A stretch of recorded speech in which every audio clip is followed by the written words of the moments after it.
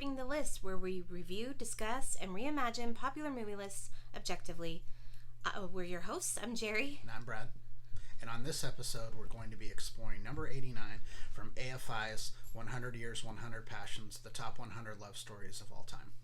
All right, so number 89 is Who's Afraid of Virginia Woolf, directed by Mike Nichols, starring Elizabeth Taylor and Richard Burton, released in 1966. So, the synopsis for this psychological drama is as follows.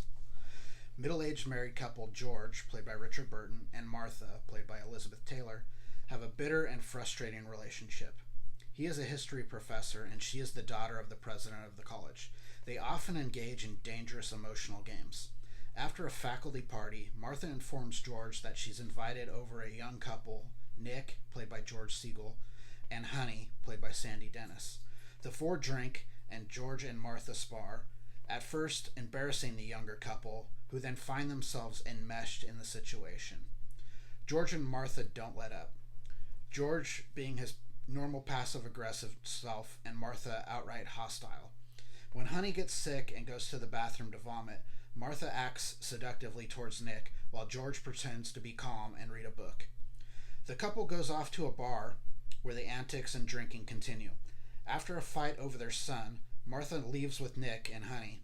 Upon returning home, George finds the car awkwardly parked, with Honey passed out in the back seat. Martha and Nick are seen upstairs. Later, it's shown Nick couldn't perform, and both George and Martha insult him. The young couple eventually leaves after George informs Martha about a Western Union telegram from earlier telling them that their son has died. When they are alone, it's learned the son is imaginary and one of their strange games they play since they were never able to conceive. This movie is a lot. Yes, this movie is really the dark side. It is so dark. It's really, really dark. There's just so much going on in this movie. It's like you don't know how much of it is the game and what they kind of need from each other, and how much of it is them actually being really vitriolic towards each other. It's really hard to tell. It's hard to tell, and it's you know when you're like in a situation somewhere and it's just the couple is fighting all the time and you're feeling very awkward. Yes. It's like that the whole movie. Yeah. You're just feeling so awkward. You could just imagine what Honey and what's his name? Nick are feeling. Yeah, so Nick he's in a weird position because, he is new to the college. He's a young, adjunct professor type. And he's got the opportunity to have this meal with, a tenured professor in George. And then Martha is the daughter of the president of the college. So, this is a really good kind of networking opportunity for him. And then obviously Honey is along for the ride because, at first she kind of plays as the kind of, domestic, Yeah. And that the thing about this movie is over the course of the movie, we also find that Nick and Honey kind of have a little bit of a dark side themselves. Yeah. Which is kind of interesting. This to me reminds me of those situations where you're kind of, maybe you're having a drink with someone you kind of only know, maybe like a coworker or something, and shit comes out and you're like, whoa, yeah. I'm not sure we know each other well enough. Yeah, whoa, that was a lot of information. That was a shock. That was a shocker. Okay, yeah. And then you kind of have to play it off. Where you're like, I really want to get out of this conversation. Yeah. But also, I'm kind of, you get that human thing where you're like, I'm kind of intrigued by what's going on, and yes, it's kind of a little bit of a train wreck, and I kind of want to watch the race cars go around the track and crash. Yeah. So, you get that at play. This movie, I'm pretty sure it was based on a play. Yes. It really feels that way. No, it was. And it's kind of different. When I knew it, logically that Mike Nichols made this movie, But then it was like, Mike Nichols made this movie? Because this is a real kind of departure from the stuff that he usually makes. The movies that he makes are generally not this fraught with, you know, the psychological drama, and the performances are freaking outstanding. Like, all four of these actors are so good. Like, dude, Elizabeth Taylor, just the way she would spat out insults, it was just like, oh my god. And then, you know, her and Richard Burton have, it almost like, we were talking about this after we saw the movie, and I was like, I wonder if they made this movie kind of to work some things out. So, you know, she's famous for being married, 8 times? I don't remember. I think lost count. I think it's 8 times. So that's kind of, you know, it's kind of a shame. She's more known for her celebrity and all of these marriages, and not for the fact that she's a really, really good actress, which really comes to play in this movie. But anyway, you know, Richard Burton is 2 of those 8 marriages. So this is kind of the love of her life, but clearly they had issues. So I wonder if this was one of those things where they found this script and it was a way of working some things out. Yeah. Yeah. And maybe it was almost therapeutic, where they could kind of be a little nasty to each other. Yeah. Without it, you know. A little nasty. All right, a lot nasty without, you know, it, you know, being like real life or whatever. It's almost like a therapy session. Yeah, you're really just watching a train wreck right in front of your face, and you're like, how is this going to end? And it always leaves me with the question in my head, like, what is the next day like? Right. Like, are they just back to normal? Do they talk about what happened? See, I think they don't talk about what happened. I think this is something they do regularly.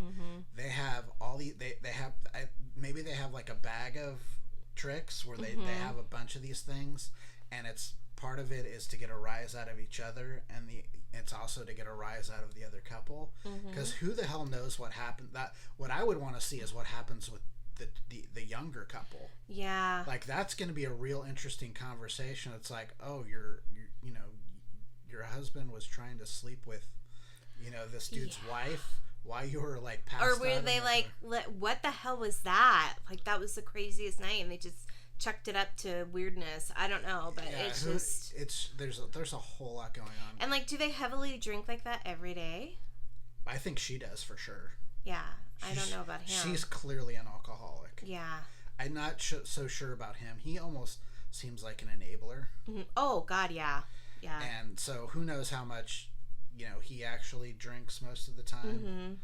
Maybe he saves it for these kinds of situations where to help him deal with it, maybe. And you know, it's like, and then that's the other thing, is like, does he get off on her going out with other men, or is he really bothered by it?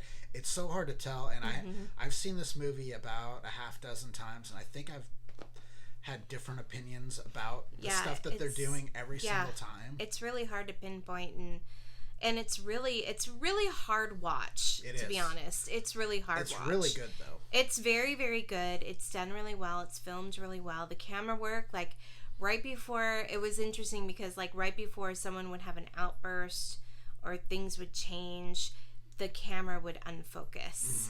And so it was like, uh-oh, here it comes, you know, like it was a lot like that, but there's a lot of emotion, a lot of awkwardness, a lot of that, and you're feeling it, and it can be a hard watch. Yeah, and you know, this is one of the darker love stories that's on here, but AFI, good on you, because this actually is a love story. Yes, it is. I mean that's primarily what this story is it's kind of, you know, it's a different type of love story. It's putting the lens on a marriage that maybe should never have happened on one end, but on the other, they're so, you know, they're so used to each other, and it almost feels like no one else would put up with these two people. Like, it's one of those, like, you've met those people where you're like, I can't imagine this person with anyone else, like in a bad way.